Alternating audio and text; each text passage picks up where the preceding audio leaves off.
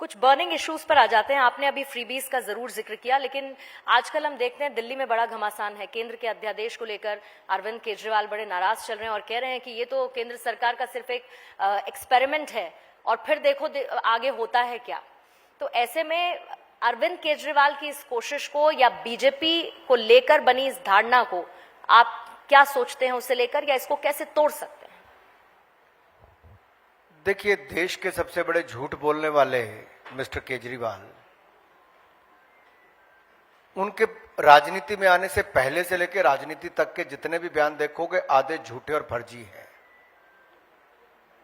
अब वो कहते हैं कि पूरे देश भर के ये बदल देंगे, वो बदल देंगे।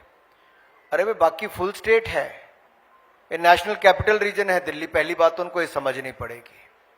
और नेशनल कैपिटल रीजन होने का एक स्पेशल केस है दुनिया भर में। आप देखिए, अमेरिका के उदाहरण से मैं आपको शुरू करता हूं। अमेरिका में ट्रंप के जाने के बाद जो घटा वहां पे हिंसा हुई, उसके बाद वहां के लोकल रीजन के शक्तियों को और बढ़ाने का काम अमेरिका जैसे देश ने भी किया। दिल्ली केवल राजधानी के साथ साथ यहां पे दुनिया के कितने देशों की एम्बेसीज हैं और कितने इंपॉर्टेंट ऐसे हेडक्वार्टर्स यहां पर हैं, जिसकी सेंसिटिविटी को लेकर ये किसी अन्य राज्य की तरह इसको नहीं देखा जा सकता। और सुप्रीम कोर्ट ने अपने ऑर्डर में कहा है कि केंद्र सरकार के पास अगर कानून लाती है तो बदलाव कर सकते हैं। तो केंद्र सरकार ने वो किया है, ऑर्डिनेंस लाए हैं। अब सेशन आएगा तो कानून भी लाएंगे। और इसमें कोई हमें संकोच नहीं, कहते हुए कि हिंदुस्तान की इमेज दुनिया भर में जितनी तेजी के साथ आगे बढ़ी है, ऐसे लोगों के कारण इसको बर्बाद नहीं होने देंगे।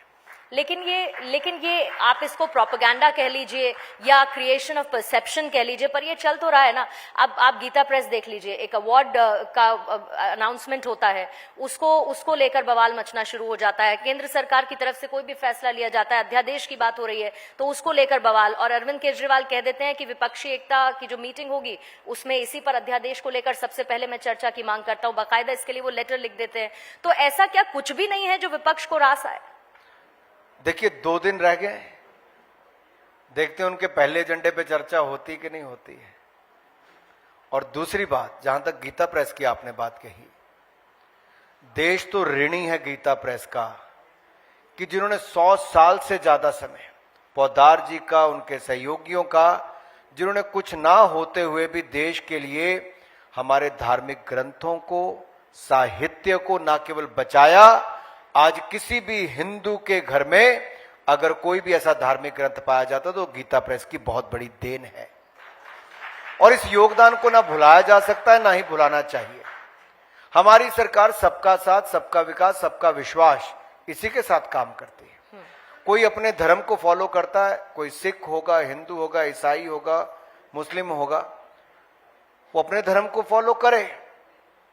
लेकिन जब यहां पे बात आती कि हिंदू धर्म के ग्रंथों को जिस गीता प्रेस ने 4-4, 5-5 पीढ़ियों तक पहुंचाने का काम किया, अगर उसको गांधी पुरस्कार दिया जाए तो मैं ये तो समझ सकता हूं कांग्रेस हिंदू विरोधी राजनीति करती है, हिंदू विरोधी सोच है, और कांग्रेस की विचारधारा पर, कांग्रेसी विचारधारा वाले ऐसे लोग, वो मुझे लगता है हिंदू विरोधी जो लोग हैं ना, उन्होंने अब कब्जा कर लिया है। वो कभी हिंदू आतंकवाद कहते हैं, कभी सैफरन आतंकवाद कहते हैं, और अब गीता प्रेस पर भी प्रश्न चिन्ह खड़ा करते हैं। इससे पता चलता है कांग्रेस का। आप ही पूरा कर दीजिए। अब जनता समझ आती है। क्योंकि